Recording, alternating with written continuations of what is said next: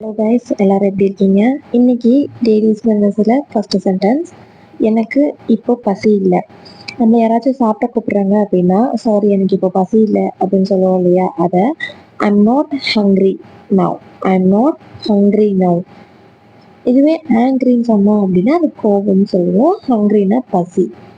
எதுவாக இருந்தாலும் என்கிட்ட கேளு அப்படின்னு சொல்லுவாங்க இல்லையா? ஒருத்தர் ஹெல்ப் கேட்குறாங்க, ரொம்ப க்ளோஸ் டு ஹார்ட்டாக இருப்பாங்க அப்படின்னா எதாக இருந்தாலும் என்கிட்ட கேளு அப்படிம்பாங்க.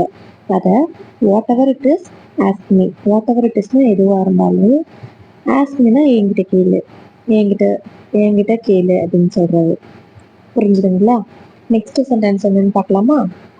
ஒரு விஷயம் பேசிட்டு இருக்கும் போது எவ்வளோ நாளுக்கு டைம் வேணும், எவ்வளோ நாளுக்குள்ள பண்ணி முடிப்பீங்க அப்படின்னு கேட்போம் இல்லையா? ஸோ அதை கொஞ்ச நாள் போதும் அப்படின்னு சொல்லுவோம் இல்லையா? கொஞ்ச நாள் போதும் அப்படின்னு ஆன்சர் பண்ணுவாங்க. இல்லை நம்மளே கூட கொஞ்ச நாள் போதும் அப்படின்னு சொல்லுவோம். அதை a few days is enough. is enoughனா போதும், a few daysனா கொஞ்ச நாள் போதும், a few days is enough அப்படின்னு சொல்லலாம்.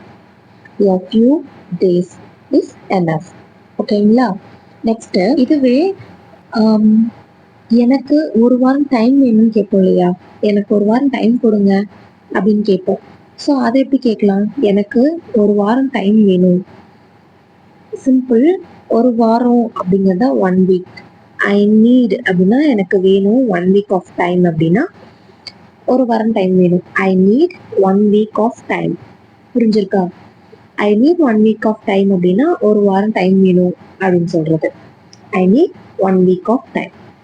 ஏழை மக்களுக்கு உதவுங்கள். இது நிறைய ஆக்டர்ஸ் வந்து இந்த மாதிரி டெவலப் ஆயிட்டாங்க, நிறைய ஹெல்ப் பண்றாங்க.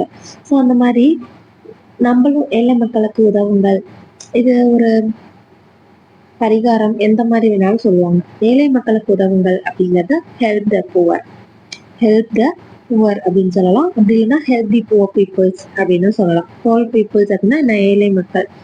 Help the poor, help the poor people. இந்த எப்படி வேணாலும் நம்ம சொல்லிக்கலாம். ஓகேங்களா? நெக்ஸ்ட் சென்டென்ஸ், எப்படி போகுது சுச்சுவேஷன்லாம் அப்படின்னு கேட்கும்போது, அதை ஏன் கேட்குற, நிலைமை மோசமாயிட்டு இருக்கு அப்படின்னு சொல்லுவோம் இல்லையா? அந்த நிலைமை மோசமாயிட்டு இருக்கு அப்படிங்கறது எப்படி சொல்லுவோம்? நிலைமை மோசமாயிட்டு இருக்கு. நிலைமை அப்படிங்கறத சுச்சுவேஷன் சொல்லலாம். The situation is getting worst அப்படின்னா ரொம்ப மோசமா போயிட்டு இருக்கு அப்படின்னு சொல்றது. The situation is getting worst. நிலைமை மோசமாயிட்டே இருக்கு. The situation is getting worst.